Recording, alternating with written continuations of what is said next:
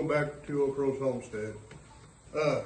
Today, I'm going to attempt for number 2, putting in this automatic pig waterer. What we have is a 55 barrel drum here. And the other day, we bought these pig nipples and put on it. And I went out there yesterday to fill it up and noticed it had a couple little pinholes in it. So I went and bought a can of Flex Seal to put on it to try to seal up those little bitty holes. They were just like little pinholes. So come along with me on this journey, and we'll see if we can get this thing installed today. All right, what we're going to do, we're going to build a little area for this pig water for these guys here. So the first thing we're going to do, I got some of these, I guess they're big, thick horse mats. I'm going to put down to kind of keep the ground from getting too wet right here. Because everybody knows how pigs like water. So, let me get that going. We got this big horse mat up here. And set this water on 2 blocks. And then put a couple underneath it for the piglets to be able to crawl up. So they can be able to get up there and get some of the water too. Put a couple on here so they can at least get up here and stand on these. So now all I gotta do is strap it to the fence and we'll go from there. All right, well, I got the thing installed. Got it ratcheted, strapped back here to this post. So hopefully they won't be able to move it, especially once we get it filled up with water, which that's what I gotta do now. Look at that nose. That boy's been rooting. You thirsty? You coming over here to get something to drink? Oh, looks like you're gonna go lay down. Fresh hay. Take a nap.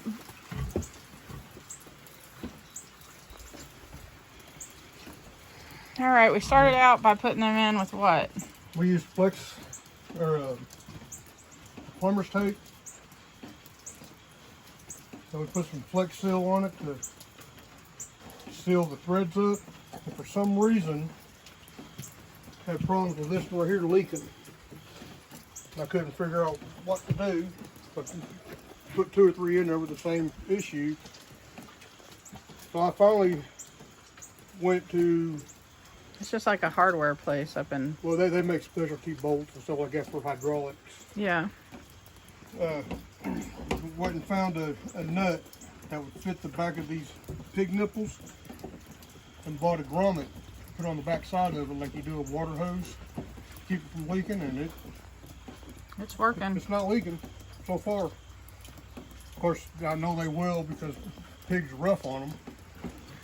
So when we separate the pigs, we're actually going to take one of our blue barrels and build another one of these.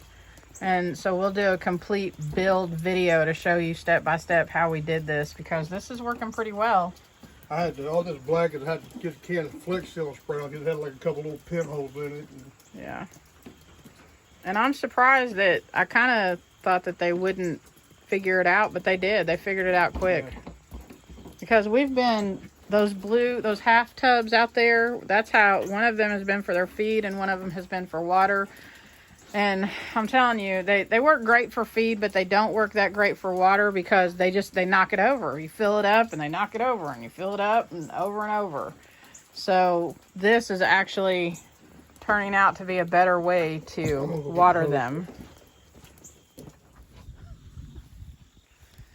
All right.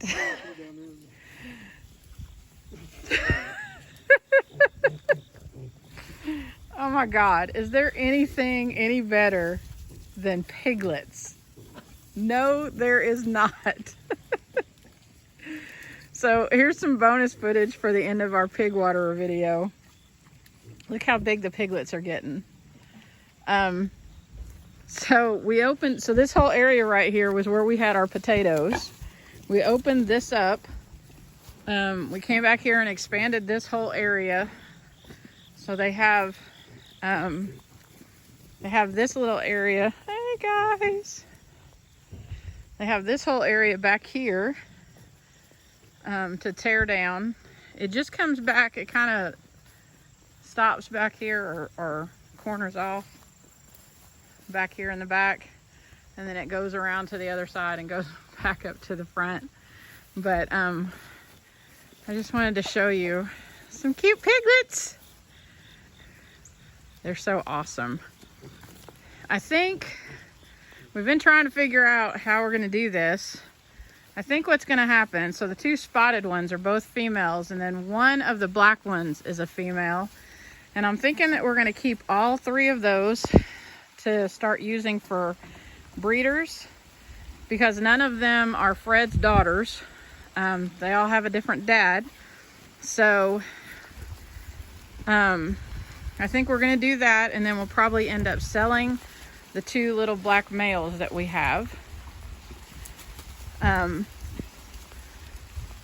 Yeah, so there's two little black males over here. One of them's a female and the other two are males. And that's probably what's gonna happen. They'll actually be ready to go at the end of September. So, and we just keep moving them around to new area. And it's so cool to watch them when you give them a place that's, you know, all green and all of that, because they just frolic through here. Like Wilma's over there scratching her hind end on the fence, but they just frolic through here and get all excited, and they've even been finding some sweet potatoes in through here. This area out here, I'm thinking, I think that I want to move our hut over to this area back here right behind the barn. It's kind of flat up there where Curly's at, and I think I want to set it up there and have that be a place, like just make this a permanent area, run, whatever, that we put pregnant mamas to have their babies, just because it's right outside of our barn and it's easily accessible. And that area is really flat, where right now where the hut is at, it's kind of going downhill. And then I want to close off, like probably right about where that mat is at. I'm going to close off all of this and I've got a big bag of winter pea in there, and I want to sow that really heavy out here where they've been rooted up, where they've been rooting it up. And then we're going to build another pen going off that way along our fence row. Right out there is where my green beans are growing. So we're going to make an area out that way where the fence row is at, and just start making different permanent paddocks around here that we'll move them around to throughout the year and start raising our pigs. That's the plan. Yeah, God bless you. Have a great day.